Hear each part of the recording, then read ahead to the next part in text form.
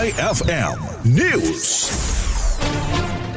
Pinalalakas ng Roxas Police Station ang kampanya laban sa bullying sa pamamagitan ng pagsasagawa ng information drive sa mga mag-aaral ng Roxas West Central School. Layunin ng aktibidad na palawakin ang kaalaman ng mga estudyante hinggil sa Republic Act No. 10627 o mas kilala bilang Anti-Bullying Act of 2013 at maiwasan ang mga insidenteng may kaugnayan dito. Tinalakay sa aktibidad ang iba't ibang klase ng bullying, ang mga karapatan at responsibilidad ng mga mag-aaral sa ilalim ng batas at ang kahalagahan ng agarang pag-uulat ng mga insidente sa mga guro, magulang at otoridad. Binigyang din ang mahalagang papel ng paaralan, pamilya at komunidad sa paglikha ng ligtas at suportadong kapaligiran para sa mga kabataan. Hinimok ang mga mag-aaral na pairali ng respeto at responsableng pag-uugali sa kanilang kapwa. Ipinaalala rin ang mga maaaring kaharapin na legal na pananagutan ng sinumang mapapatunayang sangkot sa bullying, gayon din ang tamang proseso ng paghingi ng tulong. Ayon sa Roxas Police Station, mananatili silang katuwang ng mga paaralan at iba pang sektor upang mapanatili ang kapayapaan at kaayusan at masigurong isang ligtas at bully-free na komunidad. Para sa IFM News, ako si Idol Showbiz Gagarin,